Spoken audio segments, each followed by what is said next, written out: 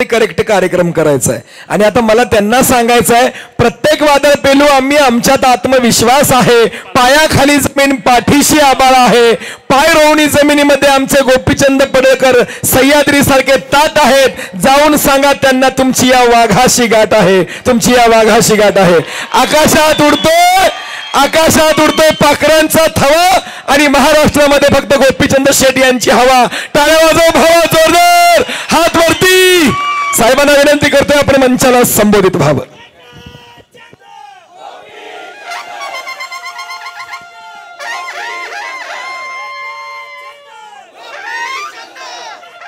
तुतारी वाजते,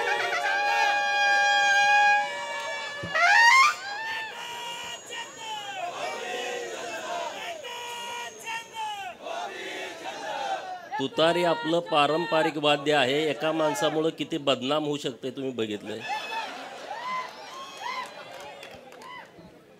आज सांगलीच्या ठेशन चौकामध्ये या जिल्ह्याचं ज्यांनी नेतृत्व केलं 95 ते 99च्या काळामध्ये, 18 वर्ष महाराष्ट्राच्या विधान परिषदेमध्ये एक अभ्यासू सदस्य म्हणून आणि विधान परिषदेचे विरोधी पक्ष नेते, राज्याचे ग्रामविकास खात्याचे मंत्री म्हणून एक उत्तम प्रशासक, फरडा वक्ता आणि रोखठोक भूमिका मांडण्यामध्ये ज्यांचं महाराष्ट्रभर नाव आहे, असे आपल्या सर्वांचे आदरणीय माननीय अण्णासाहेब डांगे साहेबांच्या प्रमुख उपस्थितीमध्ये सांगली विधानसभा मतदारसंघाचे तिसऱ्यांदा आमदार म्हणून निवडून आलेले सुधीरदादा,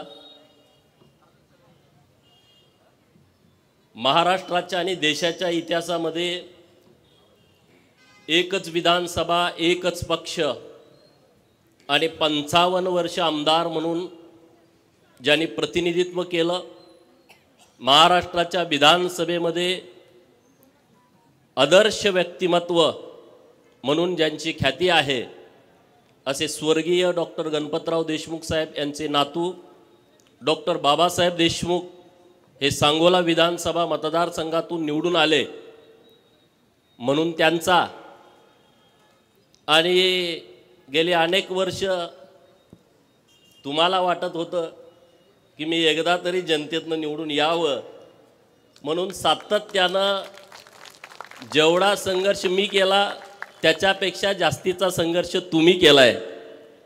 हा गोपीचंद पडळकरचा सत्कार मी समजत नाही। ज्यांच्या मनगटामध्ये बळ आहे, ज्यांना अन्यायाच्या विरोधामध्ये लढू वाटतंय मनातून, अशा तुम्हा सर्वांचा हा सन्मान आहे, असं माझं म्हणणं आहे, असं माझं मत आहे। सांगलीच्या या स्टेशन चौकामध्ये अनेक ऐतिहासिक सभा झालेल्या आहेत। या सभांमध्ये तुम्ही अनेक वेळा असाल, माझे पत्रकार मित्र अनेक वेळा असतील, व्यासपीठावरील मान्यवर मंडळी अनेक वेळा असतील।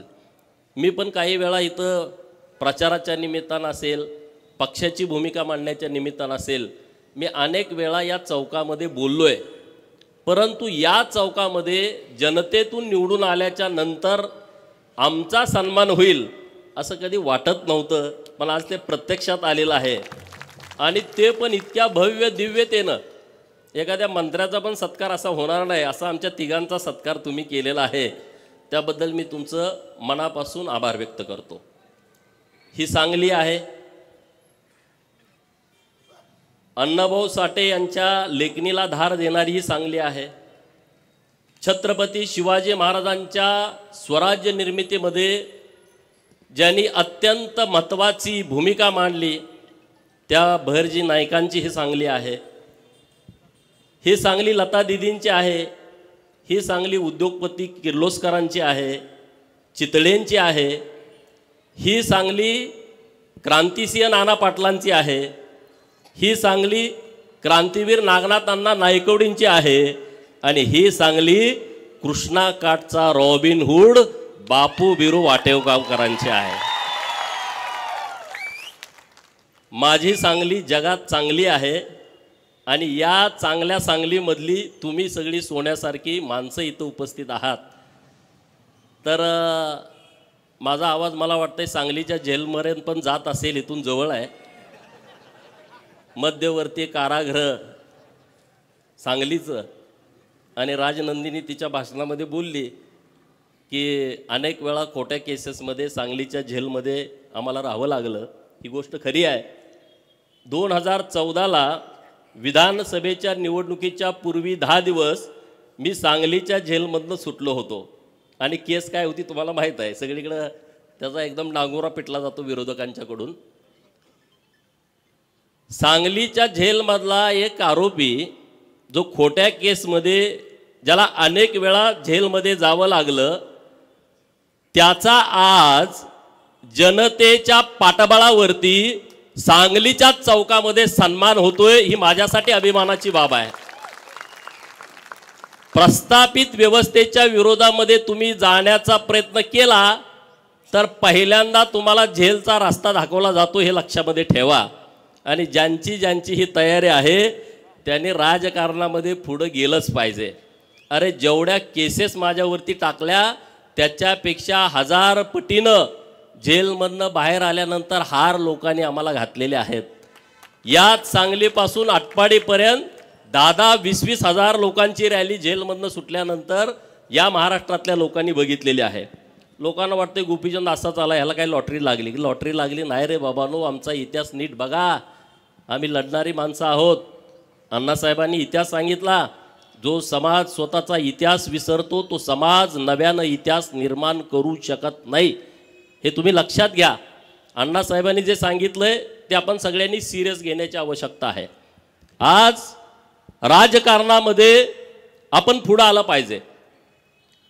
राजसत्ता आणि राजपाट कधी मागून मिळत नसतो, तो नेहमी हिसकावून घ्यायचा असतो. मी पहिल्यापासून ही भूमिका मांडतोय. तुमच्यासाठी कुठलं सिंहासन ठेवलेलं नाही आहे. तुम्हाला सिंहासन निर्माण करावं लागेल. नसेल तर जो सिंहासनावरती आहे त्याच्या पाठीत लात घालून त्याला बाजूला करून तुम्हाला तिथं बसावं लागेल. त्याशिवाय तुम्हाला राजसत्तेतलं सिंहासन मिळू शकत नाही. अरे मी 2006ला राजकारणामध्ये आलो. 6 ते किती झाले बघा, 24 जनतेतून निवडून यायला. किती वेळा पडलो मी निवडणुकांमध्ये? 5 वेळा मी निवडणुकांमध्ये हारलोय. 2-3 वेळा विधानसभा, 1 वेळा लोकसभा, 1 वेळा जिल्हा परिषद. एवढा वेळा. लोक म्हणायचे हा वेडा आहे. अण्णासाहेबांनी सांगितलं धनगराचं वेळ दिवस सरूस तर जात नाही. लोक बोलतात खाजगीत, आजही बोलतात की गोपीचंद पडळकर जिल्हा परिषदचा सदस्य झाला नाही हा आमदारकी लढवतो. ग्रामपंचायतचा सदस्य झाला नाही हा आमदारकी लढवतो. पंचायत समितीचा अजून मेंबर नाही हा आमदारकी खासदारकी लढवतो. ह्याला येड लागलंय, हा असाच संपून जाईल. होय, गोपीचंद वेडा होता म्हणून लढला. शहाणा असता तर कुणाच्या तर नोकरीला असता कारकून म्हणून. वेडा होता म्हणून लढला. हे वेड पण आपल्या सगळ्यामध्ये असायला पाहिजे, प्रत्येकामध्ये असायला पाहिजे. वेडा माणूस क्रांती करतो. जो ध्येय वेडा आहे, जो संघर्ष करायची तयारी ठेवतो, जेलमध्ये जाऊन बसायची तयारी ठेवतो, तो वेडाच माणूस असतो. शहाणा माणूस असू शकत नाही. शहाणा असता तर तो पाया जाऊन पडला असता. मला माफ करा, माझ्यावरती केस करू नका, पोलिसाला सांगा, आत टाकू नका. धनगर वेडा आहे अशी लोक बोलतात. मी म्हणतो होय, धनगर वेडा असतो. म्हणून तर त्या वेड्यापणामध्ये मेंढपाळाचा पोरगा सुभेदार मल्हारराव होळकर झाला. त्या वेड्यापणामध्ये तलवार हातामध्ये घेतली आणि सिंधू नदीच्या पलीकडे अफगाणिस्तानामध्ये अटके पार भगवा झेंडा फडकवला. वेड्यापणामध्येच यशवंतराव होळकर इंग्रजांच्या विरोधामध्ये लढले. 25 वेळा सलग इंग्रजांना हरवणारा या देशामध्ये दुसरा योद्धा नाही आहे. आणि छत्रपती शिवाजी महाराजांच्या नंतर राजे उमाजी नाईक आणि त्यांच्या नंतर महाराजा यशवंतराव होळकर यांनी स्वतःचा राज्याभिषेक केला आणि छत्रपती महाराजा झाले. हे वेडेपणातच होतं. हे शहाण्या माणसाचं काम नाही आहे. स्वतःवर अन्याय झाला नाही, पण माझ्या मागासवर्गीय बहिणीवरती अन्याय झाला, म्हणून बेंड्या राखणारा बापू बिरू वाटेगावकर हातामध्ये कुऱ्हाड घेतो, बंदूक घेतो आणि 14-15 जणाला यम सदनी पाठवतो. येड्यापणाचं लक्षण आहे, शहाण्या माणसाचं काम नाही. आणि म्हणून हा वेडापणा आम्ही नेहमी करणार.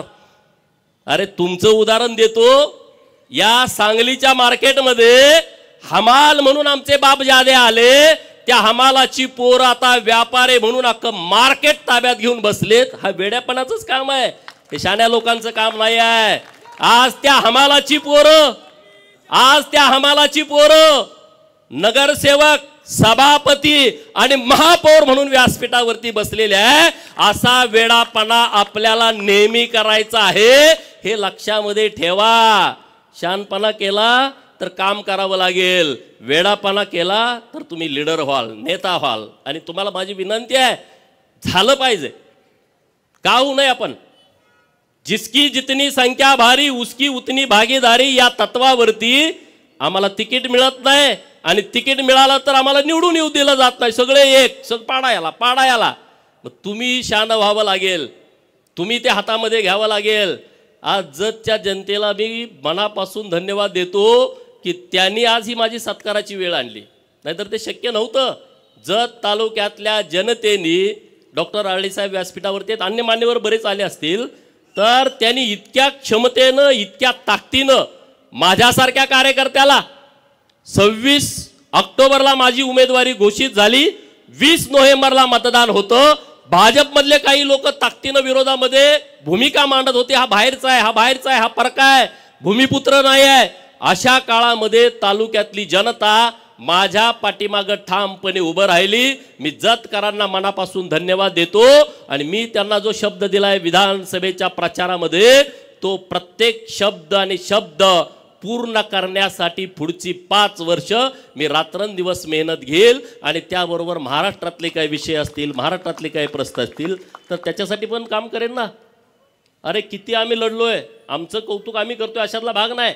अनेक विषय मी विधान परिषदेचा आमदार झाल्यानंतर सभागृहामध्ये घेतले. सांगलीमधले महानगरपालिकामध्ये बदली कामगार आहेत, मानधनवरती कामगार आहेत, 1200च्या वर आहेत. मला भेटले मंत्रालयामध्ये, पप्पू डोंगरे साहेब होते, सुधीर दादा होते, की बाबा असा असा प्रश्न आहे. आम्ही लावून धरला. त्या लोकांचा प्रश्न ऑर्डरपर्यंत आला, परंतु एक सचिवानं मेक मारून ठेवली, तो आमच्या हिताचा नव्हता. म्हणून आम्ही त्यांना सांगितलं थांबवा, परत आमचं सरकार येणार आहे, आम्ही परत दुरुस्ती करून घेतो. एखाद्याचं प्रामाणिकपणे काम केल्याच्या नंतर लोक जाणीव कशी ठेवतात बघा. आता इथं चिंगा काकू आली, मला दिसली स्टेजवरनं, त्यांच्याबरोबरच्या सगळ्या सफाई कामगार भगिनी आहेत, नटून थटून आल्या चिंगा काकू. ती इतकी रागात होती आमच्यावरती, आमची ओळख नव्हती. सचिवाच्या दालनाच्या बाहेर त्या उभा होत्या आणि त्यांना कोणीतरी सांगितलं की काही लोकांचं हे काम करायला, ते असं एकदम रागात होते आमच्यावर, नुसत्या शिव्या द्यायच्याच बाकी होत्या. मी म्हटलं पप्पू डोंगरे साहेब ह्या काय असं एवढ्या कालवा करतात? ते म्हटले त्यांचं काम होणार नाही असं कोणीतरी सांगितलंय. त्यांनी ट्रेन पकडली, मुंबईमध्ये आले, सचिवाच्या दालनाच्या बाहेर होते. चिंगा काकू आज इथं आलाय तुम्ही, मी तुम्हाला मनापासून धन्यवाद देतो आणि शब्द पण तुम्हाला देतो. सुधीर दादा इथं आहेत, मी आहे, सुरेश भाऊ खाडे, आम्ही तिघं मिळून तुमचं काम आम्ही केल्याशिवाय राहणार नाही. सांगायचं तात्पर्य काय, लोक का जुळत गेली? प्रत्येक विषयावरती आम्ही भूमिका मांडली आहे. प्रत्येक विषयावरती जो माणूस आमच्याकडे आलाय त्या माणसाची भूमिका मांडली आहे. सुधीर दादा व्यासपीठावरती आहेत, त्यांना मला विनंती करायची आहे, दादा महानगरपालिकेची निवडणूक तोंडावरती आली आहे, आता तुम्हाला सिंहासनावरती बसवलंय, त्यांना सिंहासनावरती बसवण्याची वेळ आली आहे. मी तुम्हाला विनंती करतो, या सगळ्या उपेक्षित लोकांना तुम्ही उमेदवारी द्या. ज्यांना उमेदवारी देता येत नसेल त्यांना स्वीकृत करून घेतो म्हणून सांगा. तुम्हाला प्रचाराला जाण्याची गरज पडणार नाही, सगळी लोक तुमच्या बरोबर ताकदीनं येतील. रामोशाच्या पोराला शब्द द्या की तुला स्वीकृत करतो, तू जर निवडून येणार नसेल. लोणाऱ्याच्या पोराला शब्द द्या, इथं गोसाव्याच्या पोराला शब्द द्या, घिसाड्याच्या पोराला शब्द द्या. काय करायला लागत नाही, ही सगळी लोक तुम्हाला ही महानगरपालिका ताब्यामध्ये देतील. चमचे दलालांच्या मागं माणसं राहिलेली नाहीत, चमचे दलालाच्या मागं लोक नाहीत. ही जी गोरगरीब लोक आहेत ना, ती पूर्ण क्षमतेनं तुमच्या बाजूने उभा राहणार आहेत आणि तुमच्या ताब्यामध्ये परत एकदा महानगरपालिका देऊन या सांगली, मिरज आणि कुपवाडचं कल्याण करायचं आहे. त्यासाठी आम्ही तुमच्या बाजूने ठामपणे उभं राहू. तुम्ही आमच्या सगळ्यांच्या पाठीमागं ताकद उभी करा. तुम्ही अगोदर करताच, त्याबद्दल दुमत नाही आहे. अनेक नगरसेवक झालेले आहेत, इथं दिनकर तात्या आहेत, पृथ्वीराज भैया आहेत, सगळे व्यासपीठावर मान्यवर मंडळी आहेत की जे निर्णय प्रक्रियेमध्ये आहेत. तर तुमच्याकडून आमच्या अपेक्षा आहेत, तुम्ही आम्हाला सन्मान द्या, आम्ही तुम्हाला ताकदीनं पाठबळ देण्याची व्यवस्था ह्या सांगली मिरज कुपवाडच्या महानगरपालिकेच्या निवडणुकीच्या निमित्तानं करू. त्याबद्दल अजिबात दुमत ठेवू नका. हा सांगली जिल्हा 2 पुढाऱ्यांचा आहे असे वारंवार वारंवार वारंवार म्हटलं जातं, नावं घेत नाही. हा सांगली जिल्हा यांच्या विचाराचा आहे. अरे विचार 5 मिनिटं सांगा ना व्यासपीठावर येऊ, त्यांचा विचार नेमका काय होता आम्हाला कळू द्या. काय विचार होता, कुठं त्याचं पुस्तक आहे का, एखादा ग्रंथ आहे का त्या विचाराचा, की ज्या विचारामुळं या जिल्ह्याला या राज्याला त्याचा फायदा झाला. अरे मी म्हणतो हा सांगली जिल्हा नागनाथांना नाईकवडींचा हा सांगली जिल्हा क्रांतिसिंह नाना पाटलांचा हा जिल्हा आहे. हा जिल्हा 12 बलुतेदाराचा 18 पगड जातीच्या लोकांचा, शेतकऱ्यांचा, कष्टकऱ्यांचा, गरीब मराठ्यांचा जिल्हा आहे. आणि त्यामुळं ह्या जिल्ह्यामध्ये परिवर्तन झालं पाहिजे. नुसतं राजकीय नाही, सामाजिक असलं पाहिजे, विकासात्मक राजकारण असलं पाहिजे, ते परिवर्तन झालं पाहिजे. आणि म्हणून तुम्ही जो आज आमचा सन्मान घेतलाय तिघांचा, त्या सन्मानानं आमची जबाबदारी वाढली आहे. निश्चितपणे तुम्हाला सांगतोय, सांगलीच्या ज्या अपेक्षा आहेत, अरे सांगलीमध्ये कुपवाड MIDC किती वर्षापासून तयार झाली, नवीन काय तिथं झालं का नाही. मार्केट कमिटीमध्ये व्यापाऱ्यांना जागा नाही, नवीन काय प्रयोग झाला का. अरे ती मार्केट कमिटी भ्रष्टाचारानं अशी बरबटली आहे, जागा घेतली त्यात भ्रष्टाचार. काय तुमचं व्हिजन पाहिजे सांगली मार्केट कमिटीचं. अरे इथल्या व्यापाऱ्यांना जागा नाही, 100-200 एकर जागा घेतली, डेव्हलपमेंट केलं आणि व्यापाऱ्यांना ती उपलब्ध करून दिली. कर्नाटक आपल्या बाजूला आहे, कर्नाटकातून लोक येत आहेत आणि त्या मार्केट कमिटीचा विस्तार केला नाही. कोंबडी कापून खायची ही जी ह्या लोकांची सवय आहे आणि त्याला पाठबळ मिळतंय. कारवाई होणं अपेक्षित होतं, कारवाई झाली नाही. मार्केट कमिटीवरती कारवाई होणं अपेक्षित होतं, जिल्हा मध्यवर्ती बँकेवरती कारवाई होत नाही. कारण हा फिरत असतो नेता, त्यांचा पाया पडत असतो अंधारामध्ये, कळत नाही, मॅनेज होतो, मग कारवाई होत नाही. आज सांगली जिल्ह्यामध्ये शेतकऱ्यांची जिल्हा मध्यवर्ती बँक आहे, जी आर्थिक वाहिनी आहे, या बँकेमध्ये प्रचंड मोठा भ्रष्टाचार झाला. 83 ची चौकशी झाली, 88 ची चौकशी सुरू आहे. अरे आमची मागणी आहे ही चौकशी पूर्ण होऊन त्यांच्यावरती कारवाई झाली पाहिजे. आज तुम्ही शेतकऱ्यांच्या दारामध्ये जाता 1 लाख कर्ज थकवल्यावरती आणि इकडे 100 कोटी रुपये तुम्ही काढले, बुडवले, तिकडे कोणी जात नाही.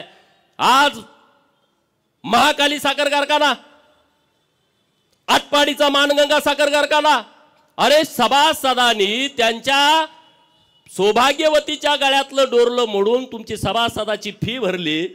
आज इतके वर्ष तुम्ही कारखाना चालवला, 200 150 कोटी रुपये तुम्ही कर्जामध्ये घालवला आणि आता तुम्ही परत बँक म्हणते की आता हे RBIचे नियम आहेत, अमुक आहे, तमुक आहे, त्याचा बाऊ करून तुम्ही ते कारखाना विकायला काढणार आणि त्या पुढाऱ्यांच्या घशामध्ये घालणार. माझे पत्रकार मित्र येत आहेत, माझी त्यांना विनंती आहे, हे कारखाने विकायचे आणि घशात घालायचे यांचे डाव आहेत. आणि कारखाना विकल्यानंतर काय होणार आहे. अरे आटपाडीच्या कारखान्याला 250 एकर जमीन आहे, तिथं 5 लाख रुपये गुंठ्याचा भाव आहे. ते कारखाना घेणार आणि त्यातली 200 एकर जमीन विकून टाकणार आणि खाजगी कारखाना करून टाकणार. जे सुतगिरणीचं झालं तोच प्रकार होणार आहे, महाकाली कारखान्याचं तेच होणार आहे. तर बँकेला माझं अपील आहे, सभासदांचा कारखाना हा सभासदाला राहायला पाहिजे. उद्या तुम्ही विकून ती जमीन विकणार आहे, आता तुम्ही जमीन विकून ती पैसे भरून घ्या आणि तो सभासदांचा कारखाना सभासदाच्या ताब्यामध्ये ठेवा. कशासाठी हे प्रकार करताय, कुणासाठी करताय. अरे हे काय तुमच्या बापजादाची प्रॉपर्टी नाही आहे, हे लोकांची आहे, शेतकऱ्यांची आहे, कष्टकऱ्यांची आहे. त्याच्यावरती तुम्ही डल्ले मारता, त्याच्यावरती तुम्ही अटॅक करता. हे इथून पुढे चालणार नाही. सरकारकडे मी पाठपुरावा करणार आहे आणि सरकारनं जरी पाठीशी घातलं तर सरकार बरोबर सुद्धा या बाबतीमध्ये संघर्ष करायची आमची तयारी असणार आहे. कारण हे सभासदाचे कारखाने आहेत, सभासदाची जमीन आहे. अरे आटपाडीची जमीन तर माझ्या धनगर समाजाची जमीन आहे. काय तुम्ही देता रे, एक तुम्ही गुंठा जमीन देत नाही, 250 एकर जमीन आमच्या बापजाद्यांनी दिली. काय मिळालं आम्हाला, काय त्या कारखान्यामध्ये मिळालं. कामगार म्हणून आणि म्हणे आमच्या बापाचे कारखाने आहेत. महाकाली कारखान्यामध्ये कुणाच्या जमिनी आहेत. या जिल्ह्यातल्या सगळ्या कारखान्याच्या आणि MIDCच्या जमिनी बघा. या 18 पगड जातीच्या, 12 बलुतेदाराच्या, गरीब मराठ्याच्या आणि OBCच्या जमिनी आहेत. कुठल्या पुढाऱ्याच्या रानामध्ये झाला कारखाना? अण्णासाहेबांनी मला एकदा कहाणी सांगितली की त्यांची सुद्धा 400 एकर जमीन एका कारखान्याला गेली आहे. परवा त्यांना भेटायला गेलो तेव्हा सांगितलं. सर्वोदय कारखान्याचं काय झालं? पृथ्वीराज भैया इथं आहेत, संभाजी आप्पा आता हयात नाहीत.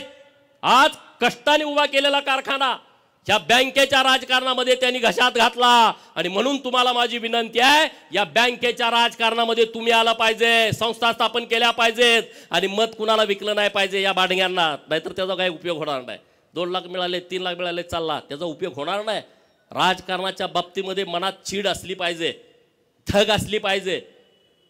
लात घालीन तर पाणी काढेल अशी उर्मी प्रत्येकाच्या मनात असली पाहिजे, तर हे घडल. एका दोघा तिघांचं काम नाही आहे. तुम्ही सगळ्यांनी ठरवलं तर हे घडू शकतं. ही क्षमता, ही ताकद ही तुमच्यामध्ये आहे आणि त्या ताकदीनं आपल्याला पुढे जायचं आहे. आज आम्ही जतकरांना आव्हान केलं होतं की तुम्ही आम्हाला जमीन द्या. 1,500 एकर जमीन दिली. पत्रकार मित्रांना माझी विनंती आहे, अरे या जिल्ह्यामध्ये MIDC ला 1,500 एकर एका जागेवर जमीन कुठंच जिल्ह्यात मिळू शकत नाही. आज ती जतमध्ये मिळाली आहे. आज आमचे राज्याचे नेते मुख्यमंत्री देवाभाऊ दावोसला गेलेत. 4-5 दिवस ते दावोसला असणार आहेत. 7 लाख कोटीच्या वर इन्व्हेस्टमेंट ते महाराष्ट्राला घेऊन येणार आहेत. आणि मी सकाळी पण त्यांना विनंती केली, मागच्या 4 दिवसात पण देवाभाऊंना भेटलो की दावोसच्या दौऱ्याला तुम्ही मुख्यमंत्री झाल्यानंतर पहिल्यांदा जाताय, तो दौरा यशस्वी होणार याबद्दल कुणाच्या मनामध्ये शंका नाही. पण दौरा यशस्वी होण्यामध्ये माझ्या सांगली जिल्ह्याला आणि जत तालुक्याला एक मोठा इंटरनॅशनल प्रकल्प तुम्ही आम्हाला दिला पाहिजे, ही मी विनंती त्यांच्याकडे केलेली आहे. आणि होय, त्यांनी शब्द दिलाय की कसल्याही परिस्थितीमध्ये सांगली जिल्ह्याला एक आम्ही प्रकल्प देऊ. अरे मी साधा आमदार आहे, मी नामदार नाही आहे. आज डॉक्टर बाबासाहेब देशमुख साहेबांनी मत व्यक्त केलं की या सांगली जिल्ह्याकडे एक काळ नेतृत्व होतं.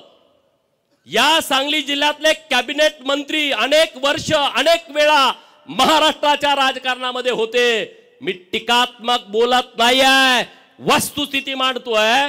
जर या सांगली जिल्ह्यातले एवढे मातबर नेते महाराष्ट्राच्या मंत्रिमंडळामध्ये होते, 1990 पासूनच्या राजकारणामध्ये होते, 90 पासून 2024 ला असा कुठला प्रकल्प त्यांनी आणला की त्याचं नाव त्यांना लोकांना सांगता येईल की ज्या प्रकल्पामध्ये माझ्या सांगली जिल्ह्यातली 10,000 पोरं काम करतायत आणि त्यांना 40-50 हजार रुपयाचं पेमेंट मिळतंय. एक प्रकल्प आहे का? नाही, आणू शकले नाही, कारण ती वृत्ती नाही. वसंतदादा मुख्यमंत्री असताना एकदा बोलले होते, जर जतला कृष्णेचं पाणी दिलं तर आमच्या कारखान्यावरती ऊस तोडायला कोण येणार, हे त्यांचं स्टेटमेंट होतं. हीच भावना प्रस्थापितांची होती. कृष्णा काठच्या सगळ्या पुढाऱ्यांनी जिल्ह्यातल्याच दुष्काळग्रस्त तालुक्यांच्या वरती अन्याय केले. जत असेल, कवटेमंकाळ असेल, तासगावचा काही भाग असेल, खानापूर असेल, आटपाडी असेल, याच लोकांनी अन्याय केला. पण कृष्णामाईंनी अन्याय केला नाही. याच कृष्णामाईचं पाणी आज जतला गेलं, कवटेमंकाळला गेलं, मंगळवेढ्याला गेलं, सांगोल्याला गेलं, खानापूरला गेलं, आटपाडीला गेलं, कडेगावला, पलूसला, तासगावला, मिरजच्या पूर्व भागामध्ये, माणला, खटावला.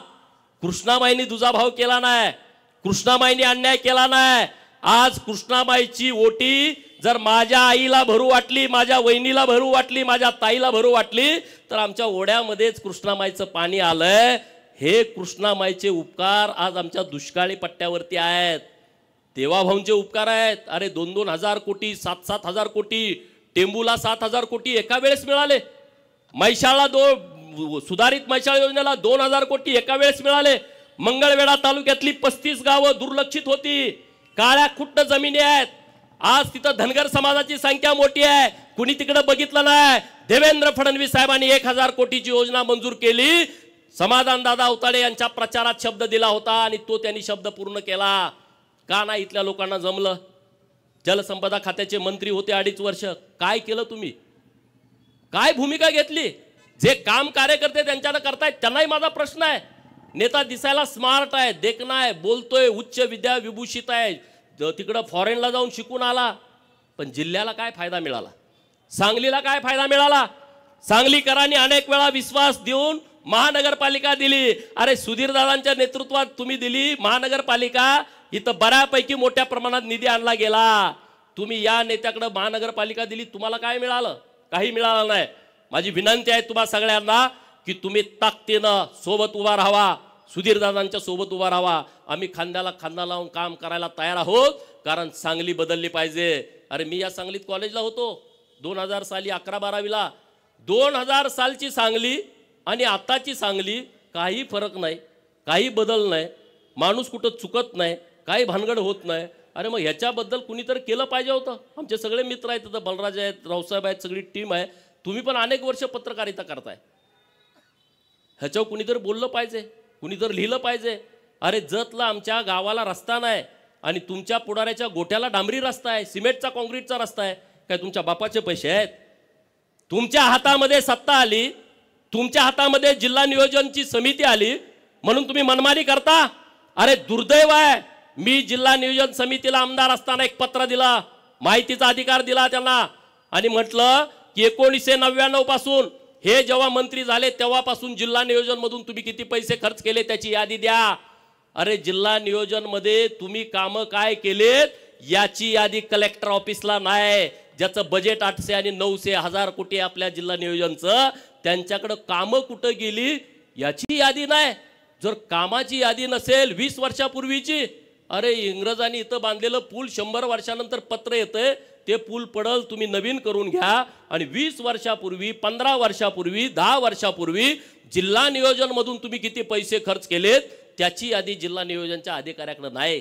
पत्रकार मित्रांना माझी विनंती आहे, तुम्ही सुद्धा माहिती घ्या. मी माहिती दिली तर मला उत्तर दिलं की आमच्याकडे माहिती नाही. ही किती गंभीर बाब आहे बघा. कुणी केला जतवरती अन्याय, कुणी केला आटपाडीवरती अन्याय? याच लोकांनी केलाय. बाहेरचा माणूस आला नाही अन्याय करायला. आणि म्हणून तुम्ही मला निवडून दिलाय जातकरांनी.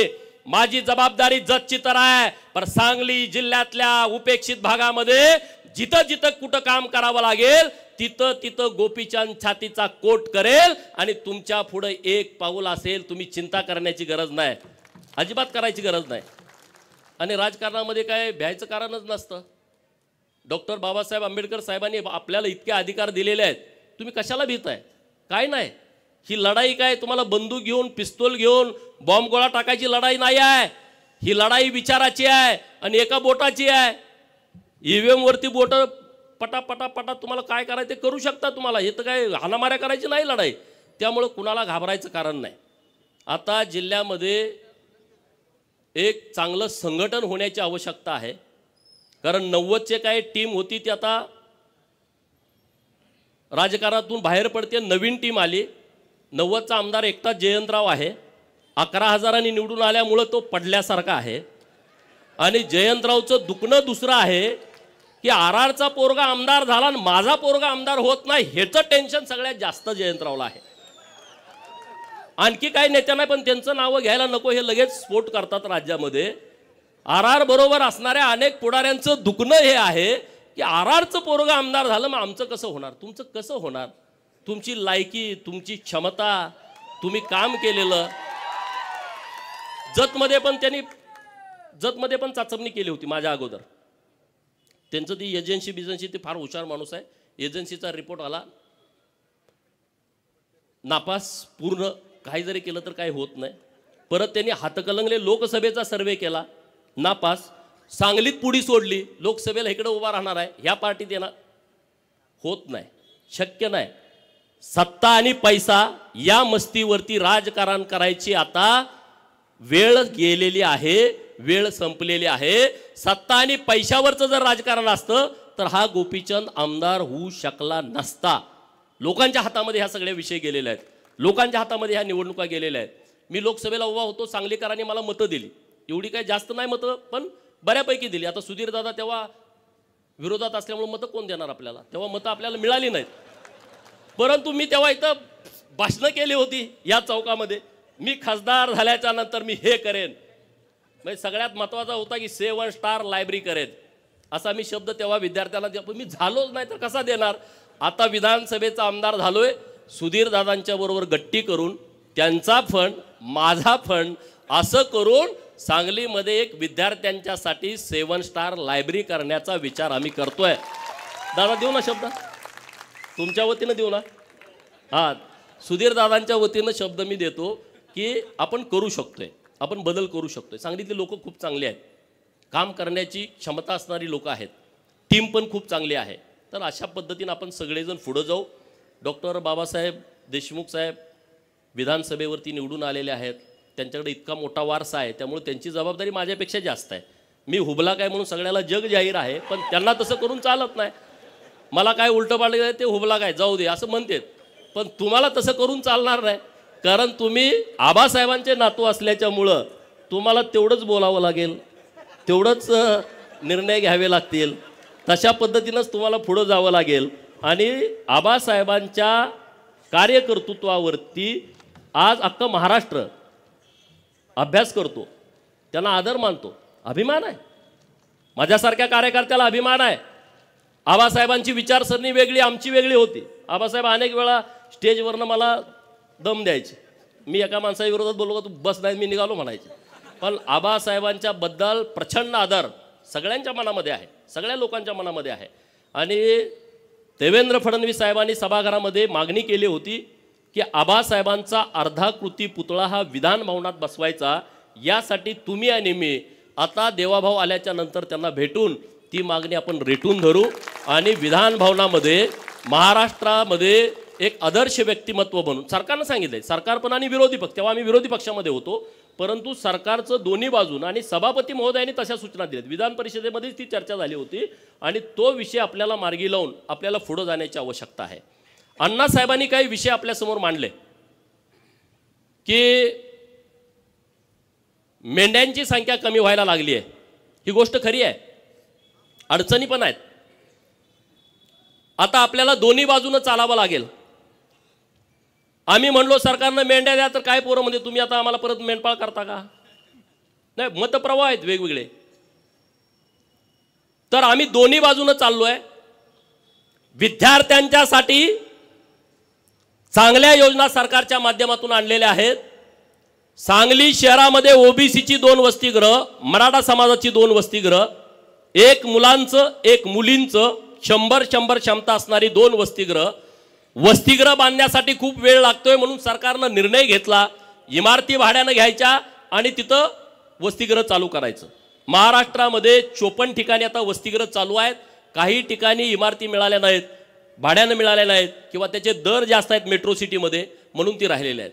त्याच्या पुढे जाऊन आम्ही सरकारकडे मागणी केली की 100 विद्यार्थी दिले तरी विद्यार्थ्यांची सोय होत नाही, गैरसोय होते. आणि म्हणून सावित्रीबाई फुले स्वाधार नावाची योजना ओबीसींच्या मुलांसाठी आणलेली आहे. प्रत्येक जिल्ह्याला 600 विद्यार्थी जे 12वी नंतरचं व्यावसायिक शिक्षण घेतात त्या मुलांना, तो तालुक्याला राहिला तर 38,000 रुपये, तो क वर्गाच्या महानगरपालिकेच्या ठिकाणी राहिला तर त्याला 43,000 रुपये, तो अमरावती, नाशिक आणि संभाजीनगर अशा ठिकाणी जर राहिला तर त्याला 51,000 रुपये, आणि तो मेट्रो सिटीमध्ये राहिला, मुंबई, नवी मुंबई, पुणे, पिंपरी चिंचवड आणि नागपूर या ठिकाणी जर आपला पोरगा शिकायला गेला तर त्याला 61,000 रुपये सरकार देतंय खोली भाडं आणि खानावळीचं. पण दुर्दैवाची बाब आहे, 600 मुलांना ओबीसीच्या, त्यामध्ये 346 जाती आहेत. पण मित्रांनो 600 सुद्धा फॉर्म आले नाहीत. हे सगळ्यात मोठं दुर्दैव आहे. आणि 3 वेळा मुदतवाढ दिली, 3 वेळा मुदतवाढ दिली. तीच योजना धनगर समाजासाठी पंडित दीनदयाळ यांच्या नावानं सेम तीच योजना, फॉर्म तेवढे आले नाहीत. माझी विनंती आहे सगळ्या विद्यार्थ्यांना, अरे तुम्ही एज्युकेटेड आहात, ऑनलाईन फॉर्म करायचे आहेत. मेंढक्यांच्यासाठी एक स्कीम आणली आम्ही सरकारकडून. काय स्कीम आणली? जून, जुलै, ऑगस्ट, सप्टेंबर या 4 महिन्यामध्ये पाऊस पडतोय. फॉरेस्टचे अधिकारी म्हणतात की जंगलामध्ये तेव्हा रोपटी उगवायला चालू होतात, ते संक्रमणाचा बियांचा काळ असतो, मेंढ्यानं तुडवलं तर येत नाही. काय आता ते असतील कोण अधिकारी मला माहीत नाही, बुद्धिवान, पण त्याने असा रिपोर्ट दिला की जंगलामध्ये मेंढ्या सोडायच्या नाहीत. आणि मग आम्ही सरकारकडे मागणी केली, जर तुम्ही आमच्या मेंढ्या जंगलामध्ये सोडणार नसाल तर तुम्ही आम्हाला चराई भत्ता द्या, महिन्याला 6,000 रुपये, 4 महिन्याला 24,000 रुपये, आणि स्कीम जाहीर केली. मला अभिमान वाटतो त्या गोष्टीचा. म्हणून मला मेंढक्यांचं कायम कौतुक वाटतं. 1,20,000 मेंढपाळांनी ऑनलाईन फॉर्म भरले. ऑनलाईन 1,20,000. सरकारकडे पैसे 8 कोटी होते. मी म्हणलं असं जुळणार नाही. आता तुम्हाला जेवढे फॉर्म आले तेवढे पैसे द्यावे लागतील. त्यांच्याकडे परत 20 कोटीपर्यंत झाले. त्यांनी 20 कोटी वाटले. मी आता अण्णासाहेबांना शब्द देतो की मी त्यांच्याकडे पाठपुरावा करतो आणि 1,20,000 आता दरवर्षी येणार फॉर्म. त्यांना तुम्ही चराई भत्ता द्यायलाच पाहिजे, दिलाच पाहिजे. त्याशिवाय मेळ बसणार नाही. पोरांच्या अडचणी आहेत हो. मेंढका पोरगा असला त्याला पोरगी मिळत नाही. तो परत मेंढर विकतोय, मुंबईत जातोय, कुठंतरी लोकांमध्ये जागा घेतोय, लग्न केलं का परत गावाला येतोय, परत मेंढ्या घेतोय. परत मध्ये तू अरे मुंबईला होता ना, आता कसं काय मेंढराकडं. म्हणजे अडचणी खूप आहेत, सुविधा नाहीत. पहिल्यासारखी आता लोकांची मानसिकता नाही आहे. 35-35 किलोमीटर दिवसात चालायचं आणि कुठल्या पण गावात जाऊन राहायचं. स्मशानभूमीजवळ वाडा पडतो, गावाच्या कुठंतरी 3-4 किलोमीटर आतमध्ये वाडा पडतो. कसं करणार लोक. पण त्यातून आता बंदिस्त, अर्धबंदिस्त शेळी फार्म सरकारनं द्यावेत अशा पद्धतीची आपली मागणी आहे. आमच्या सगळ्या भगिनी घोड्यावरती सगळं ओझं टाकून जातात. आमचे पत्रकार मित्र फोटो काढून बातमी लावतात, तुम्ही बघितलंय. म्हणून सरकारकडे आम्ही मागणी केली आहे 50 HP ट्रॅक्टर सरकारनं द्यावेत. 75% तुम्ही अनुदान द्या, 10% आम्ही भरतो, 15% बँकेनं कर्ज द्यावं आणि 50 HP ट्रॅक्टर तुम्ही पहिल्या टप्प्यामध्ये 100 आम्हाला द्या. सरकारनं त्या गोष्टीला तत्वता मान्यता दिलेली आहे. असे नवीन नवीन प्रयोग करतोय. आता आम्ही मिलिटरीवाल्यांच्याकडे ज्या पद्धतीचे तंबू असतात, सरकारला आम्ही विनंती करतोय की तसा तंबू आमच्या मेंढपाळांना द्या की जो हलका असेल आणि त्यांनी 4 खुट्या मारल्या तर त्यांना तिथं राहता येईल.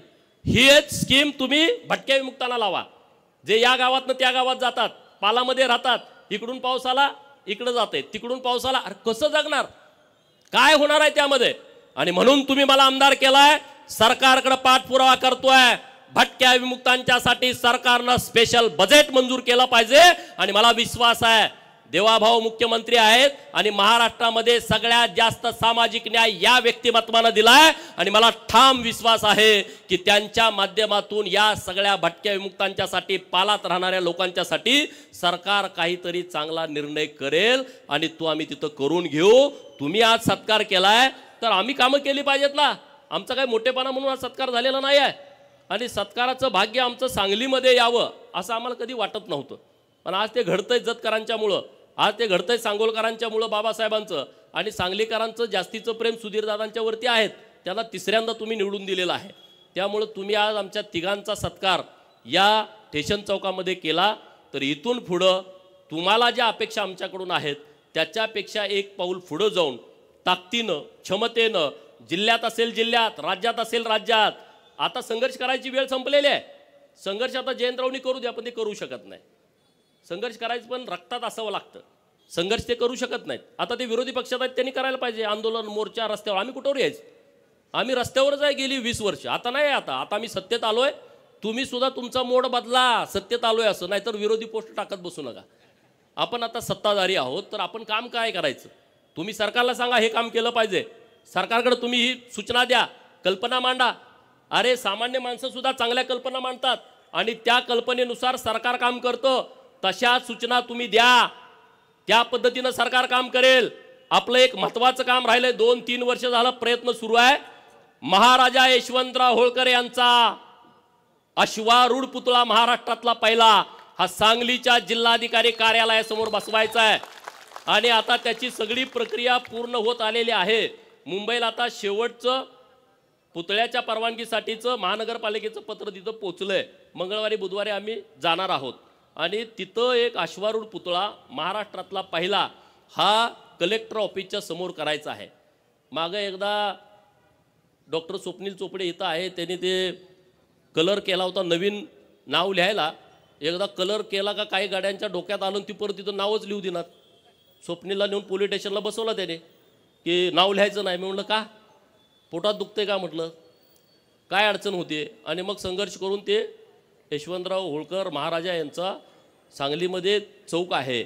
आणि तुम्हाला सांगतोय, जर तुम्हाला राजकर्ती जमात बनायची असेल, महाराजा यशवंतराव होळकर जोपर्यंत तुम्हाला समजणार नाहीत, महाराजा यशवंतराव होळकर यांचं तैलचित्र तुमच्या घरात लागणार नाही, महाराजा यशवंतराव होळकर यांची जयंती गावागावात साजरी होणार नाही तोपर्यंत तुम्ही राजकर्ती जमात बनवू शकत नाही.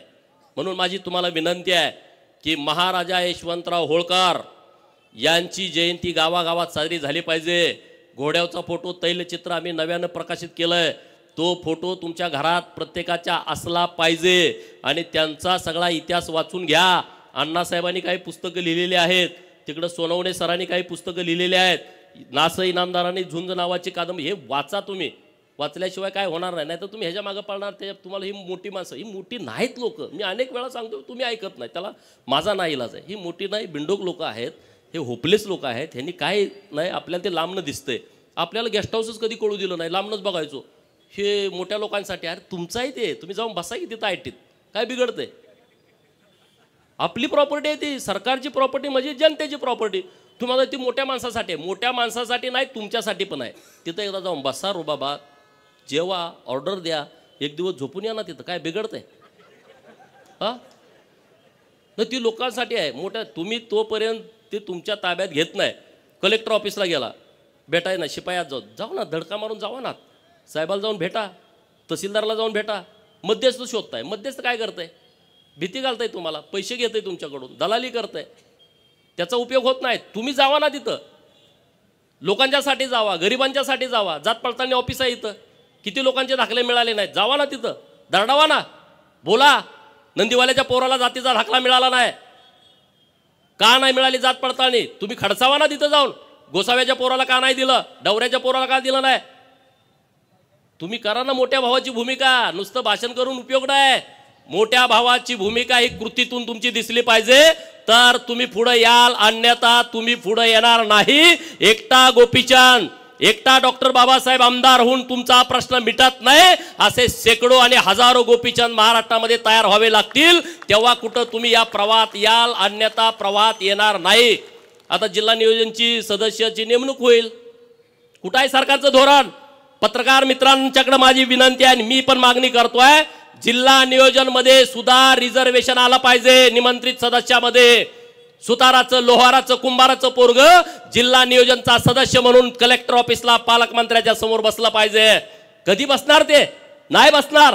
त्याला माहित नाही, त्याला कल्पना नाही. मला तुम्ही आमदार केलाय आणि मी जतमध्ये जाहीर केलंय आमच्या सगळ्या सहकारी मित्रांची परवानगी घेऊन, ज्या शासकीय कमिटी आहेत माझ्या जत विधानसभा मतदारसंघामध्ये, ज्या समाजाला कधीच प्रतिनिधित्व मिळालं नाही, ज्याला कधी उमेदवारी मिळाली नाही, त्या समाजातल्या तरुण पोराला तहसीलदारच्या शेजारी बसायचा अधिकार त्या समितीच्या माध्यमातून आम्ही देणार आहे.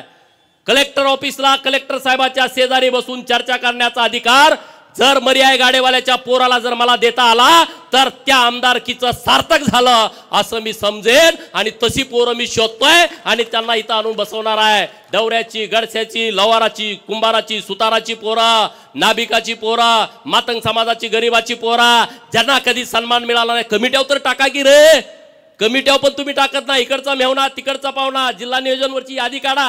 गेल्या 20 वर्षातली कोण आहेत माणसं. एक तर नेता, नेत्याचा चमचा, दुसऱ्याला संधी नाही.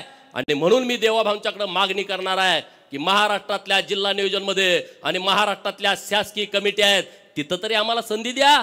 आणि ते देऊ शकतात, हेच काहीतरी परिवर्तन करू शकतात. आणि म्हणून असे नवीन नवीन विषय घेऊन आपल्याला पुढं जायचं आहे, नवीन नवीन विषय घेऊन आपल्याला पुढं काम करायचं आहे. अजिबात चिंता करू नका, अजिबात काळजी करू नका. तुमचा जो विषय असेल तो मला सांगा, दादांना सांगा, बाबासाहेबांना सांगा.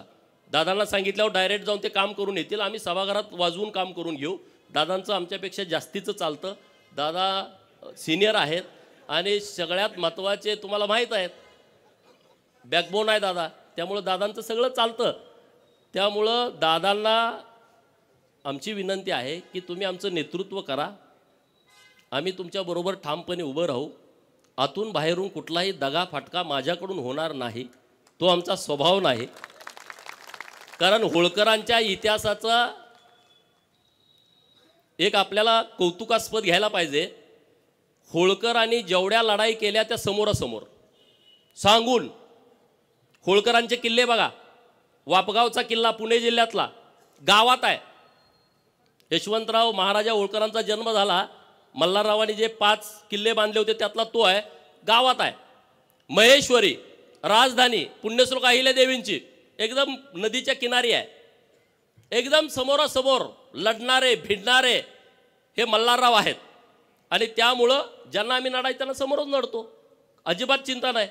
आणि त्यामुळं दादांसारखं ज्येष्ठ नेतृत्व आपल्या सांगली जिल्ह्यामध्ये आहे. त्यांच्या नेतृत्वामध्ये आपण सांगली शहरामध्ये, ग्रामीणमध्ये ते जास्त फिरत नाहीत, पण सांगली शहरामध्ये आम्ही पूर्ण क्षमतेनं त्यांच्यासोबत राहू एवढंच या निमित्तानं बोलतो. फळ मार्केटमधली लोक असतील, हमाली करणारी सगळी मंडळी असतील आणि तुम्ही सगळे, तुमचं माझ्यावरती खूप उपकार आहेत. भाषणात सांगण्यासाठी नाही आहे, तुम्ही म्हणारे भाषणात सांगतोय. माझ्याकडे जेव्हा गाडीला तेलाला पैसे नसायचे तेव्हा तुम्ही त्या गाडीत तेल टाकण्याचं काम केलं आहे. माझ्या सगळ्या निवडणुका ह्या तुमच्या वर्गणीवरती झालेल्या आहेत. त्यामुळं माझ्यासारख्या कार्यकर्त्याला त्याची प्रचंड जाणीव आहे. अरे आम्ही सामान्य आहोत. तुम्ही आज एवढा सांगलीमध्ये दिमागदार एवढा सोहळा केला गडदे तात्यांच्या नेतृत्वामध्ये, शक्य नाही आहे. महाराष्ट्रातल्या कुठल्या आमदाराच्या नशिबी असं येईल, पैसे लावून कुणी करेल हो, पण तुम्ही उत्स्फूर्त केलाय. हे तुमचं प्रेम आमच्यावरती कायम राहू द्या. या प्रेमाची पोच पावती आम्ही कामातून तुम्हाला देऊ. गडदे तात्या आणि सगळे सिनियर लोक आहेत व्यासपीठावर. आता एकाच नाव घेतलं तर अनेकांची लोक राहतील. आता आपले सांगलीचा आदर्श महाराष्ट्रातल्या सगळ्या महानगरपालिका क्षेत्रामध्ये राहणाऱ्या उपेक्षित वंचित लोकांनी घेतला पाहिजे, असा आदर्श घालून देणारी सगळी मंडळी व्यासपीठावरती आहेत. आणि त्यामुळं तुम्ही जो आमचा मान सन्मान केला आहे, सत्कार केला आहे आणि अण्णासाहेबांच्या उपस्थितीत केला आहे, आणि अण्णासाहेबांनी इतकं चांगलं आम्हाला आज मार्गदर्शन केलेलं आहे, कुठलाही फटका न मारता त्यांनी आम्हाला व्यवस्थितपणे आशीर्वाद दिलेले आहेत. त्याबद्दल अण्णासाहेबांचं मी मनापासून आभार व्यक्त करतो. अण्णासाहेबांचं फार मोठं योगदान आहे. चौंडी हे अण्णासाहेबांमुळं महाराष्ट्राला कळालं. नंतर जानकर साहेबांनी त्याचं पूर्ण महाराष्ट्रातल्या लोकांच्यापर्यंत नेलं. चौंडीला तुम्ही गेलं पाहिजे. 31 मेला जयंती आहे पुण्यश्लोक अहिल्यादेवींची आणि 300वी जयंती आहे. यावर्षी सरकारनं 75 कोटी रुपये बाजूला काढून ठेवलेत अहिल्यादेवींच्या जयंतीला. मुख्यमंत्री महोदयांना मी परवा पत्र दिलं आहे की पुण्यश्लोक अहिल्यादेवींची जयंती सरकारनं कशी साजरी करायची त्याची तुम्ही बैठक बोलवा, अण्णासाहेबांना बोलवा, आमच्या सगळ्या लोकप्रतिनिधींना बोलवा आणि तुम्ही पुढच्या 2 महिन्याचा आराखडा करा. ठीक आहे, 1 दिवसाची पुण्यतिथी होणार नाही तर 2 महिन्याचा कार्यक्रम होईल. देवाभाऊंनी त्याला मान्यता दिलेली आहे. त्यामुळं हा जयंतीचा कार्यक्रम तुम्ही गावागावामध्ये करा. अरे अहिल्यादेवींचं खूप मोठं काम आहे. छत्रपती शिवाजी महाराजांच्या नंतर हिंदवी स्वराज्याचे पताका ही होळकरांनी खांद्यावरती घेतली, अन्य काही सरदारांनी पण घेतली, परंतु अहिल्यादेवीने जे काम केलेलं आहे ते काम कुणीच विसरू शकत नाही. हिंदू धर्माच्या रक्षणाचं आणि हिंदू मंदिरांचं जीर्णोद्धाराचं काम हे अहिल्यादेवीने इतक्या मोठ्या प्रमाणात केलं आहे, ते कुणी विसरू शकत नाही. नरेंद्र मोदी साहेबांना मी धन्यवाद देईन. काशी विश्वेश्वराच्या मंदिराचा कॉरिडॉर डेव्हलप केला आणि त्या कॉरिडॉरमध्ये पुण्यश्लोक अहिल्यादेवींचा पुतळा त्यांनी तिथं बसवलेला आहे. कुठलाही हिंदू काशी विश्वेश्वराच्या दर्शनासाठी गेला तर त्यांना पुण्यश्लोक अहिल्यादेवींचं दर्शन होतं आहे. शंकराचार्यांचा आहे, भारत मातेचा पुतळा आहे आणि कार्तिक स्वामीचा, असे 4 पुतळे तिथं बसवलेले आहेत.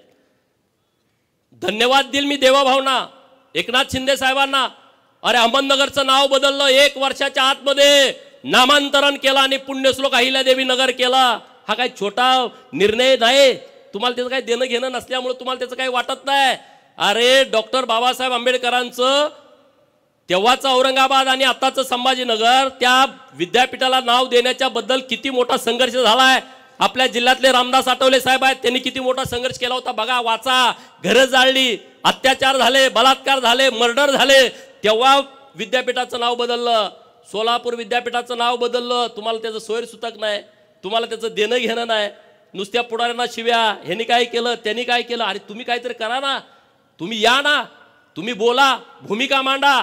आता सोलापूर विद्यापीठाच्या प्रांगणामध्ये पुण्यश्लोक अहिल्यादेवींचं स्मारक तयार झालं आहे आणि आम्ही आता नरेंद्र मोदी साहेबांना विनंती करतोय देवाभाऊंच्या माध्यमातून की त्या स्मारकाचं उद्घाटन करण्यासाठी स्वतः नरेंद्र मोदी साहेबांनी यावं सोलापूरला. जर तो निर्णय झाला तर तुम्ही सगळे या, वेळ द्या. इकडं अमावस्याला गेलो, तिकडं पौर्णिमेला जावा, पण एकदा जावा की दर अमावस्याला कशाला जात आहे. हा, बोकडं कापली 21, बोकडं कापली 20, 15, एक कापा की. आपलं देव मानतंय ना, काय आपल्या विरोधात आहे बिरोबा. हा, मसोबाला बोकडा कापलं, एक कापा ना, बारकं कापा, 8 किलोचं 7 किलोचं. 50-50 किलोची बकरी, 50-50 किलोची बोकडं बंद करा ना. इकडं या, राजे व्हा. मंत्रालय अजून आम्हाला कुणी दाखवलं नाही. मुख्यमंत्री कुठं बसतात आम्हाला माहीत नाही, 2 नंबरचा समाज. आपली ही अवस्था असेल तर गावात राहणाऱ्या छोट्या मायनर समाजाची काय अवस्था असेल विचार करा ना, काय अवस्था असेल. म्हणून जरा परिपक्व व्हा. सोलापूरच्या अहिल्यादेवी विद्यापीठामध्ये स्मारकाचं लोकार्पण आहे, तिथं तुम्ही या. अण्णासाहेबांनी त्यांच्या नेतृत्वामध्ये अहिल्यादेवींचा वाडा तयार केलाय 50-60 कोटी रुपये खर्च करून. एकदा जावा, दर्शन घ्या. एकदा आपल्या कुलस्वामीला गेलं, एकदा चौंडीला गेलं पाहिजे. अरे चौंडीमध्ये प्रचंड ताकद आहे, तिथली माती ऊर्जा आहे. तुम्हाला माहित आहे मागं एक जण तिथं जयंती करायला ते पळून जावं लागलं. दुसऱ्या महिन्यात सरकार सुद्धा गेलं. नाही, शक्ती आहे. कुणाला पटो अगर कुणाला न पटो, ही ताकद आहे तिथं चौंडीमध्ये. आणि तुम्ही जात नाही, तुम्हाला माहिती नाही. लग्न झाल्यानंतर नवरा बायकोला खंडोबाला गेले, मकोबाईला गेले, बिरोबाला गेले, चौंडीला जाऊन या म्हणून सांगा ना. तुम्ही पांडा पाडा ना, जावा. लग्नामध्ये कोट घालताय, बूट घालताय, एकदा फेटा बांधा, घोंगडं टाका. काय लग्न मोडते काय नवरी? करा ना. आता माझं झालं नाही तर मी केलं असतं तसं, तुम्ही करा ना तसं. मला अभिमान वाटतो. मी जेव्हा आमदार झालो तेव्हा मी डोक्याला पिवळा फेटा आणि खांद्यावरती घोंगडं टाकून मी शपथ घेतली. अरे महाराष्ट्रातल्या धनगरांचे नाही, देशातल्या धनगरांचे मला फोन आले आणि तिथली लोक त्यांना विचारायला लागली. कर्नाटकच्या एका मंत्र्यांचा मला फोन आला, त्यांना नीट हिंदी पण बोलता येत नव्हतं. ते म्हणले, आमची लोक मला म्हणायला लागली, तुम्ही का नाही असं बांधलं, तुम्ही 4 वेळा मंत्री झाला, तुम्ही असं का नाही केलं की तुम्ही 6 वेळा आमदार झाला. करा ना तुम्ही जे करता ते लोक करतात. हे सगळं चालूच आहे रे. आपल्याला एक वेगळं पण आहे, हे कुणाला नाही आहे. ज्याच्या डोक्यावर पिवळा फेटान खांद्यावरती घोंगडा आहे, तुमची ओळख सांगायची गरज नाही. हे तुम्ही करा. ढोल वाजवले आता येताना, लाज बाळगू नका, शिका ना. मी वाजवतो, तुम्ही वाजवा. गजी ढोल शिकायला पाहिजे आपलं. अरे आपलं एक वेगळेपण आहे, आपली एक संस्कृती आहे, ती आपण जपली पाहिजे. त्याच्यासाठी लाजलं नाही पाहिजे. मी जेव्हा मुंबईमध्ये जायचो तेव्हा तिथले अधिकारी हळू बोलायचे, इकडं तिकडं बघून मला भेटायचे. मी इकडचं आहे, मी तिकडचं आहे, वेगळं सांगायचं. जातीचा विषय येतोच हो, कुणी जरी नाकारला तरी. जात चिकटलेली आहे. किती जरी पुरोगामी महाराष्ट्र म्हटलं तर तसं काही नाही आहे. हे सगळं थोतांड आहे. तुम्ही एसटीत जरी बसला, शेजारचा माणूस तुम्हाला विचारतो तुमचं गाव कुठलं, तुमचं नाव काय. आडनावावरनं जर त्याला जात कळली नाही, तुमच्या पाहुण्याचं आडनाव काय, पाहुण्याचं गाव कुठलं, त्याच्यावरून त्याला जात कळली नाही तर 10 मिनिटांत म्हणते तुमची जात कुठली हो. एसटीत बसलेलं, त्याचा काही संबंध नाही, त्याचं काही देणं घेणं नाही, तुमची त्याची ओळख नाही, तरी ते विचारताय जातीवरती येतंय. अरे मग जर आपल्याला असं वैभव मिळालं असेल तर तुम्ही ते जपलं पाहिजे, ते टिकवलं पाहिजे. गोपीचंद तुम्हाला वाटला हे नालायक आहे, मला सोडून द्यावं, पण दुसरा विषय घेऊन तुम्ही पुढे या ना. सगळेच माझ्याबरोबर असे नाहीत, 5-2% माझे सुद्धा एकदम चिंध्या करणारी लोक आहेत, मला माहीत आहे. पण मी काय तुमच्यावर रागाला आलोय का? मी रागाला पण येणार नाही. माझा विषय पूर्णपणे वेगळा आहे, माझे वैचारिक शत्रू पूर्णपणे वेगळे आहेत आणि त्यामुळं तशा पद्धतीनं मी पुढं जातोय. कुणी जरी मला थांबवण्याचा प्रयत्न केला, मी थांबणारा माणूस नाही. कारण मी थांबत नाही, कारण तुम्ही सगळे माझ्यासोबत आहात. एक बच्चनजींची कविता आहे, ती मी तुम्हाला वाचून दाखवणार आहे. मैं पत्थर पर लिखी इबारत हूँ, मैं पत्थर पर लिखी इबारत हूँ, शीशे से कब तक तोड़ोगे. मैं पत्थर पर लिखी इबारत हूँ, शीशे से कब तक तोड़ोगे. मिटने वाला मैं नाम नहीं, मिटने वाला मैं नाम नहीं, तुम मुझको कब तक रोकोगे, तुम मुझको कब तक रोकोगे. मैं सागर से भी गहरा हूं, मैं सागर से भी गहरा हूं, तुम कितने कक्कड़ फेंकोगे. मैं सागर से भी गहरा हूं, तुम कितने कक्कड़ फेंकोगे. चून चुन कर आगे बढ़ूंगा मैं, चून चुन कर आगे बढ़ूंगा मैं, तुम मुझको कब तक रोकोगे. तुम हालातों की भट्टी में, तुम हालातों की भट्टी में जब जब मुझको झोंकोगे, तुम हालातों की भट्टी में जब जब मुझको झोंकोगे, तब तपकर सोना बनूंगा, तब तपकर सोना बनूंगा, तुम मुझको कब तक रोकोगे. अनेक वेळा संघर्षाच्या भट्टीमध्ये तुम्ही आम्हाला ढकललंय, आम्ही तावून सुलाकून निघालोय. आणि तुम्हाला पण मी सांगतो, संघर्षाच्या भट्टीमध्ये जो सन्मान असतो ना, तो जगात कुठंच नसतो. तो जगात कुठंच नसतो. विश्वकर्मा नावाची योजना आली 12 बलुतेदारांसाठी. कुणाला माहीत होतं का 12 बलुतेदार? 18 बलुतेदाराचा कुणी विषय या देशात घेतला होता का? नाही. सरकारची योजना आहे. सांगलीमध्ये जे रस्त्यावरती बसलेत ना लोक, त्यांना त्याच दिवशी 10,000 कर्ज द्यायचं आहे बँकेत गेल्यावर, आधार कार्ड दिल्यावर. किती? 10,000. ते फेडलं का 20,000, ते फेडलं का 30,000, ते फेडलं का 40,000. केंद्रानं ही योजना आणली, आपल्याला माहीत पण नाही. तुमच्या गावात कोण असेल मोठ्या शहरामध्ये, त्यांच्यासाठी ही योजना आहे. आपल्या सरकारनं तर खूप योजना केलेत, खूप महामंडळं केली. आज रामोशी समाजाचं महामंडळ केलं आहे, लिंगायत समाजाचं महामंडळ केलं, वडार समाजाचं महामंडळ केलं, लोहार समाजाचं महामंडळ केलं, नाभिक समाजाचं महामंडळ केलं आहे, काशीबा गुरव समाजाचं महामंडळ, छोटा समाज आहे, महामंडळ केलं. अरे आज त्यांचा उपाध्यक्ष होईल, त्याला सुद्धा केला वाटतंय. त्यामुळे तुम्ही चिंता करू नका. तुम्ही आमच्या पाठीमागं ताकदीनं, तुम्हाला तो अधिकार आहे, पण प्रेमामध्ये कमी करू नका. एवढी तुम्हाला माझी हात जोडून विनंती आहे. अण्णासाहेबांनी जी जबाबदारी माझ्याकडे दिलेली आहे, मी अण्णासाहेबांना शब्द देतो की या जबाबदारीसाठी जीवाचं मी रान करेन. समाजाच्या प्रश्नासाठी, बहुजनांच्या प्रश्नासाठी, उपेक्षितांच्या प्रश्नासाठी, शेतकरी कष्टकऱ्यांच्या प्रश्नासाठी सभागृहामध्ये मी ही आमदारकी पणाला लावेल. त्याबद्दल तुम्ही अजिबात दुमत करू नका. आणि पूर्ण क्षमतेने आपल्याला पुढे जायचं आहे. बदल हा नेहमी होतो. एक वेळ तुम्ही सुद्धा राजकर्ती जमात बनणार आहे सगळी लोक. मी नुसतं धनगर समाजासाठी बोलत नाही. अरे उकिरड्याचा पांग फिटतो. आपल्या घरात आई म्हणते की नाही, उकिरड्यांचा सुद्धा पांग फिटतो. अरे आपण तर अशी धडधाकट सगळी मंडळी आहोत, आपला सुद्धा पांग फिटेल. आमच्या चिंगा काकूचा सुद्धा पांग फिटणार आहे पुढच्या महिन्यामध्ये, फिटणार आहे. काही चिंता करू नका. आणि त्यामुळं इतक्या मोठ्या संख्येनं तुम्ही आला, उपस्थित राहिला, त्याबद्दल मी तुमचं सगळ्यांचं मनपूर्वक आभार मानतो. ज्या सगळ्या लोकांनी यामध्ये काम केलं आहे, सगळ्यांची नावं घेता आली नसतील, परंतु तुम्ही पूर्ण ताकदीनं इतका भव्य दिव्य देखणा कार्यक्रम घेतला, अख्ख्या सांगलीमध्ये सगळं वातावरण तयार केलं आहे, त्याबद्दलही तुम्हाला धन्यवाद देतो आणि थांबतो. खूप खूप धन्यवाद साहेब. असे दांडगी इच्छा ज्याची मार्ग तयाला मिळती 70.